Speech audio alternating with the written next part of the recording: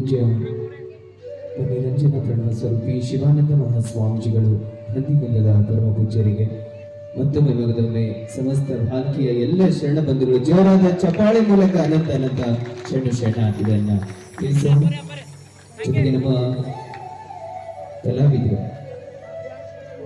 ಇವತ್ತು ಈ ಒಂದು ಪ್ರವಚನಕ್ಕೆ ಇನ್ನಷ್ಟು ಭಕ್ತಿಮಯ ವಾತಾವರಣವನ್ನು ಕಲ್ಪಿಸಿಕೊಟ್ಟಿರ್ತಕ್ಕಂಥ ಇವರು ಸಂಗೀತ ಕಲಾವಿದರು ತಾವು ಸಹ ಪೂಜ್ಯರಿಂದ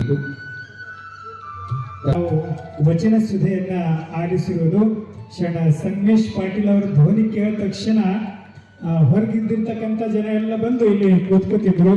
ಜೋರಾಗಿ ಚಪ್ಪಾಳೆ ತಟ್ಟಬೇಕು ನಮ್ಮ ಕಲಾವಿದರಿಗೆ.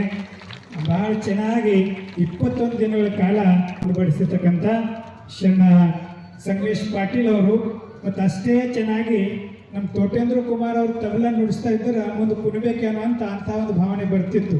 ಅಷ್ಟು ಚೆನ್ನಾಗಿ ತಬಲೆಯನ್ನು ಅವರು ನುಡಿಸಿದ್ದಾರೆ. ಅವರಿಬ್ಬರಿಗೂ ಮತ್ತೊಮ್ಮೆ ಜೋರಾಗಿ ಚಪ್ಪಾಳೆ ತಟ್ಟಬೇಕು.